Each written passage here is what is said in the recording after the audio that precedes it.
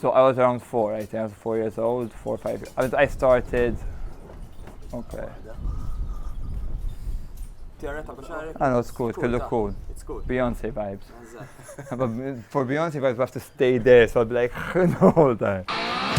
Jien Wayne Camilleri u flimkien ma' ħabib tiegħi Peter Borg ħriġna bl-idea biex inqattaw ftit ħin ma' ħbieb oħrajn fix-xena tal-entertainment f'Malta u naraw kif qattaw il-ġurnata tagħhom bħala ħaddiema professjonali f'din l-industrija. Kull ġimgħa ħaniltaqgħu ma' artisti li bħali u bħal Wayne għandhom passjoni kbira għax-xogħol tagħhom.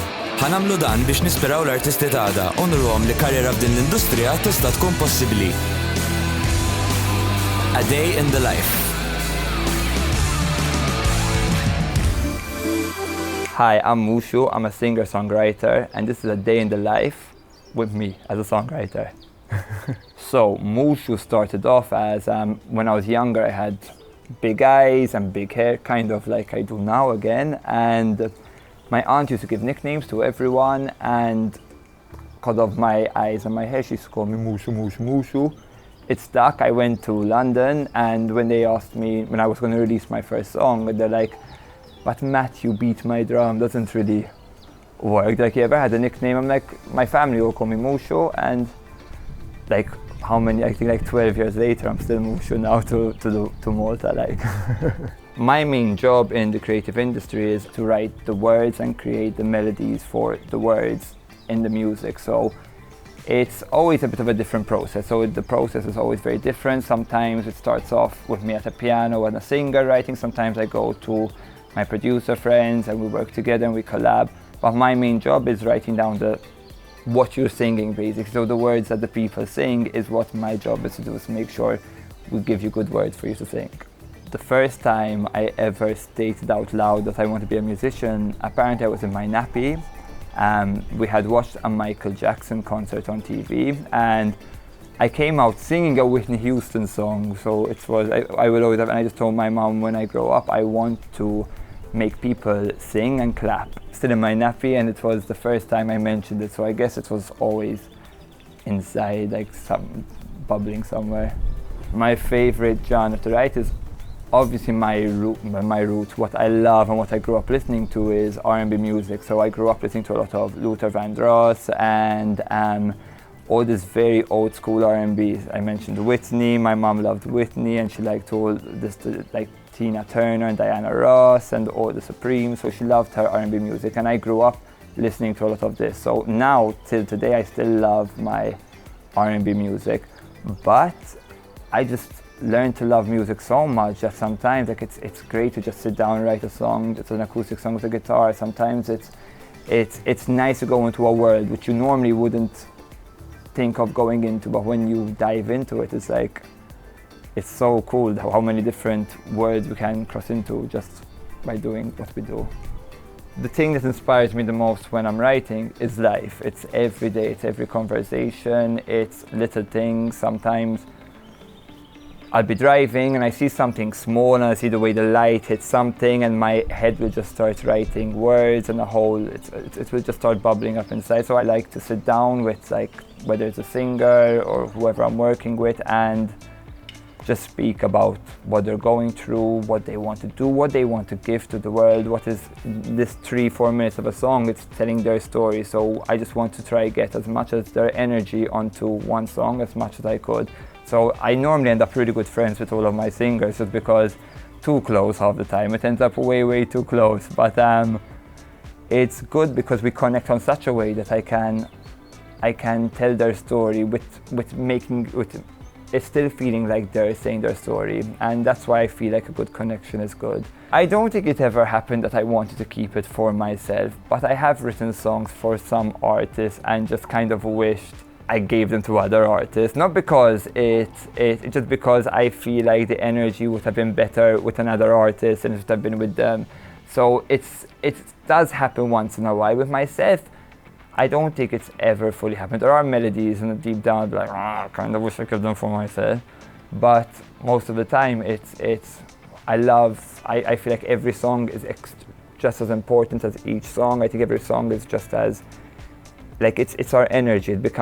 It's weird, I always say this, it becomes like a baby between, like, the producer, the singer and the songwriter, because without wanting to, you know how it is, you were always going to have arguments and you're always going to have things, but when you come there in the studio to create a song, no, everybody's ego's out of the way. Everybody wants what's best for the song, what's best for the baby. So I don't think so. I think it's all very good energy when we're creating together in general.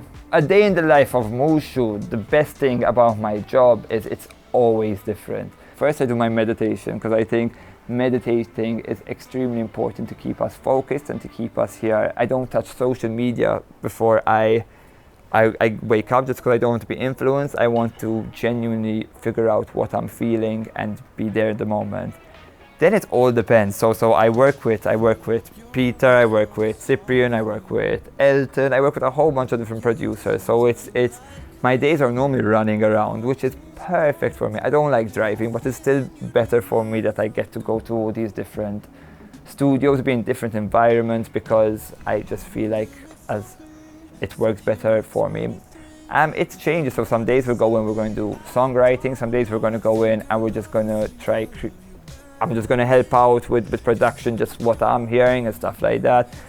It's always different, which is perfect for me because I never get bored that way. I've been doing it for, I think now over 10 years, and I still get excited every single morning to do what I do. So it's true with me and my artists, I feel, as I said before, I get too close to them and I get attached to them, but I'm also just very, very, once something is done, once there's a song done, and it means something to me, then I want to be part of all the little details. So I want to make sure I'll go on set when they're filming the videos, I will be in meetings about what they're going to be wearing, I will be in sessions if we're having a live performance, I will be contacting with the vocal coach, seeing how they're doing and seeing how the progress is.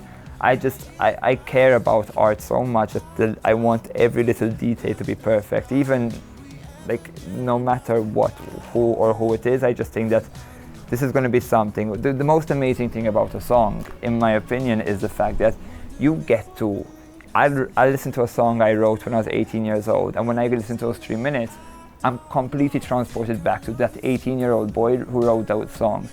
And the cool thing about the song is it lives on forever. So you're gonna have this feeling, this emotion, this heartbreak, this amazing love that you've created, or you're gonna have it for the rest of your life. So I just want to make sure that every time if I have to look back at it 20 years from now, I'm not going to look at it and be like, it would have been better if she was wearing an outfit like that. No, I want to fix all the details now so I never have to say this in my life. My worst moment, easily, it was an award show when I was around 21. I decided I wanted to do it live without realizing that though all the bigger artists had told me the sound is not good, I decided to ignore them. I wanted to do it live, and I was off tune for the, oh my, it's horrible. I had made them take it off YouTube. It's just, please don't go looking for it. It's really bad. It's my worst musical moment, so please don't go looking for it. The favorite song I ever wrote, probably a lot of my favorite songs I ever wrote you haven't heard yet, but you will get to hear them soon. But songs that have been released, I had a song for my father, which was more than just the meaning of the song. I think it just felt so good that I had all these artists who I had been working with all these years. I remember thinking it's going to be really hard to get 14 singers to come in and record something, and none of them gave me any problems. They all came in, and in a matter of like literally 4 hours, we had the song recorded and filmed, and I was just like so grateful. So that was a moment I'll always love. I guess there are so many for different moments.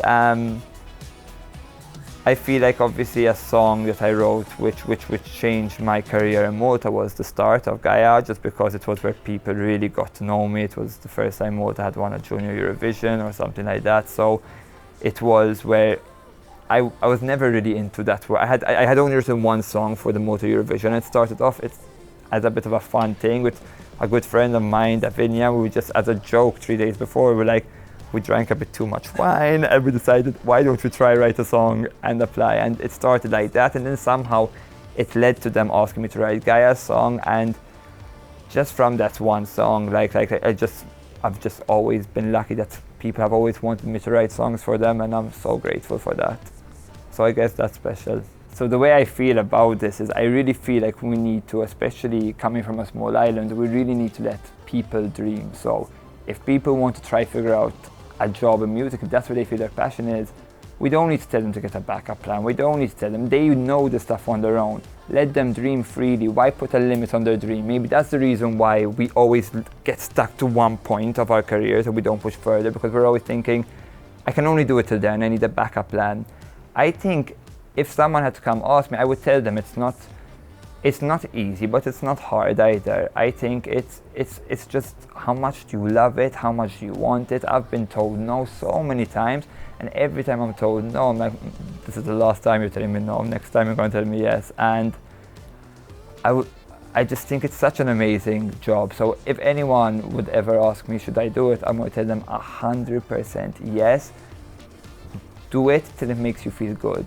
That's what I always say. And even when it doesn't make you feel good, if you'll always know. If you feel this is your calling, then it's your calling. Just take it. I think the most important thing that I've really learned now, I think I'm 31, so I guess it's different to the 16-year-old person who came out singing Beat My Drum when I was 16.